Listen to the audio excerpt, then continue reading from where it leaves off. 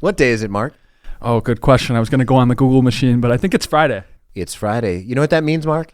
Rapid Fire Friday. Boom,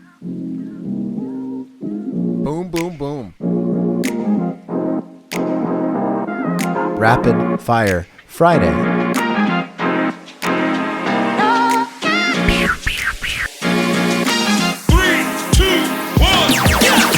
Rapid Fire Friday. Another question I have is about pastors who've fallen. Like, you seem to see this often. So-and-so achieves critical mass. They're preaching at a mega church in front of a lot of people. Yeah. And then you hear them about the adultery. And Yeah. just to our culture, we love seeing a star rise and fall. That's Yeah. the tabloids and Sure. millions of tabloids sell, clickbait titles about so-and-so's new girlfriend or so-and-so's. We love scandals. We love to see stars rise and fall. Right. And unfortunately, some of that seems to be carrying over to the Christian world. What do you think about that? How do you guard your heart? I got a lot of questions about it. Yeah, sure. I mean, it's whenever a pastor falls, it's always tragic. And it's always something that's sad in whatever context that happens, right? And so usually the ones that are disqualifying are, the big three are adultery, mismanagement or stealing of funds, or heretical teaching, right? And so those three are big. And whenever a pastor succumbs to those temptations and falls, it's always tragic. Now, no pastor is perfect. Every pastor struggles against sin. Every pastor is a normal person. And so the standard is not perfection, but general faithfulness and obedience, right? And in fact, it is interesting if you look at see what the standards are for pastoral practice. The best place to look is in 1 Timothy 3. And the description of what a pastor ought to be in 1 Timothy 3 is faithful, right? Yeah. And so, you got like this, there's only one thing that he is called to do gifting wise, and that's to be able to teach. The rest of it's character. If you listen, an overseer, which is the same thing as a pastor, which is the same thing as an elder, must be above reproach, the husband of one wife, not the wife of one husband, sober-minded, self-controlled, respectable, hospitable, able to teach. That's the only gifting. Not a drunkard, not violent but gentle, not quarrelsome, not a lover of money. He must manage his household well, with all dignity, keeping his children submissive. For if someone does not know how to manage his own household, how will he care for God's church? He must not be a recent convert, or he may be puffed up with conceit and fall into the condemnation of the devil. Moreover, he must be well thought of by outsiders, so that he might not fall into disgrace, into a snare of the devil. Speaking of that section, the very first time I visited Center Church here in Gilbert, that's the message you were expositionally preaching on. Really? Yeah. That one? Yeah. Oh, wow. That was awkward because I was just preaching to myself. Like, okay, everybody, listen to the standards here. I admired the humility that goes into it, and the person I was with had never heard a message like that where the pastor humbled themselves. Oh, okay. So we were very receptive. Okay. Well, there you go. So that's the standards. And, pastors are people. They need accountability just like everybody else. And when a pastor falls, it brings dishonor to the Lord. And so that's it. So you don't enter into pastoral ministry lightly. In fact, I tell people who want to be pastors, if you can do anything else, do that.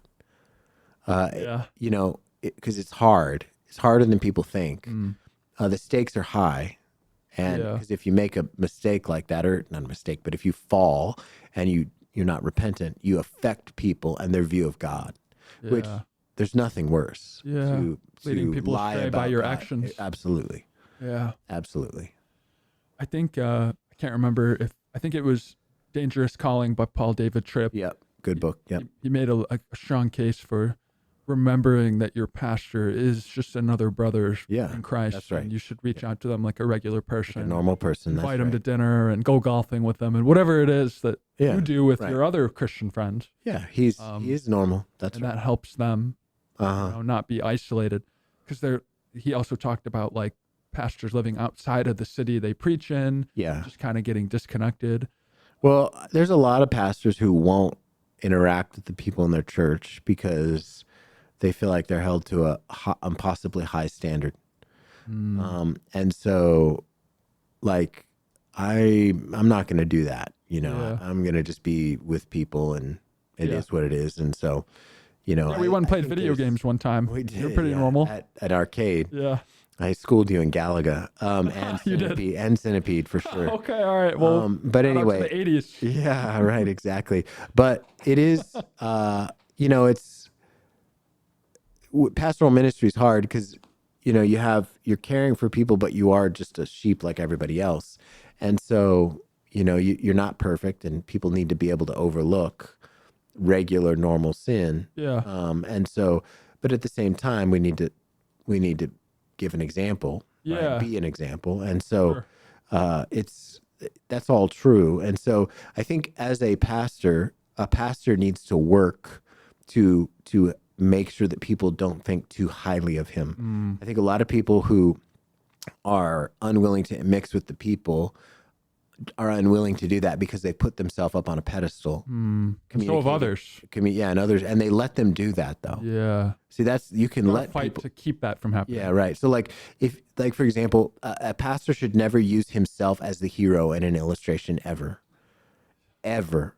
The pastor should share his sins from the pulpit in ways in which he's just like everybody else. Yeah. And so it's a very easy thing to sort of flex on your education in front of everybody so that they're like, oh man, he's so smart. He knows what he's doing. That's a massive mistake. Yeah. So guys that are just starting out preaching. They love saying Greek words, huh? I don't want people saying Greek words from the front because you don't have to know Greek to understand the New Testament. And it's a flex. We don't need to flex, right? And so everybody can read the Bible in English and that's going to be fine. Yeah. And so one of the reasons people remove themselves from the folks is because they put themselves up on a pedestal so that people revere them. And that's a massive mistake. Yeah.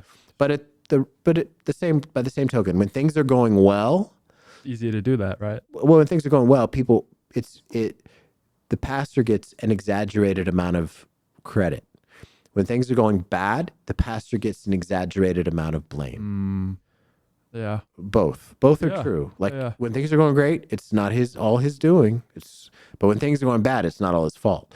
And so that's just true. Yeah. And so we have to, work hard to make sure that we don't get people to think too highly of us or too low. Yeah. And so that's just part of what it means to be a pastor and try to be faithful. Sure. Yeah. So that's a great way to guard your heart against putting yourself on a pedestal and others. How much of a role does fellowship with other elders at your church, but also pastor friends who are walking that same walk? Like whether you have friends from seminary, friends from pastor's college, friends in the denomination, there's some accountability in the region. Yeah, right. I mean, it's good. It's helpful. You unburden yourself as a pastor with other pastors. Yeah, it's helpful just to talk about, hey, what we're doing. Do you have any perspective? Here's a hard case. Here's something that's going on.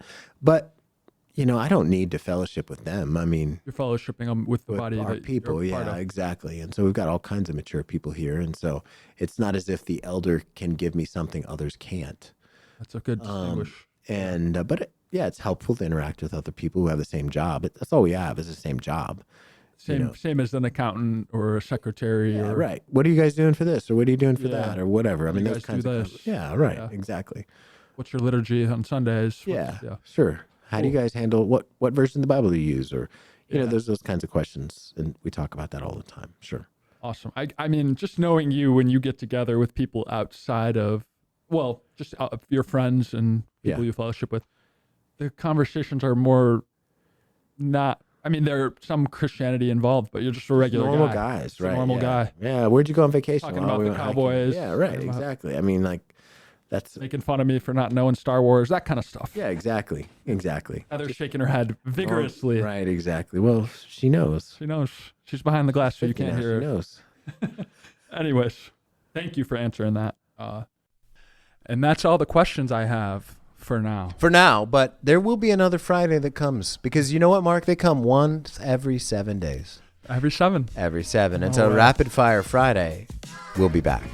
All right. Well, I'm going to hold you to that. All right, sounds good. Take care, guys.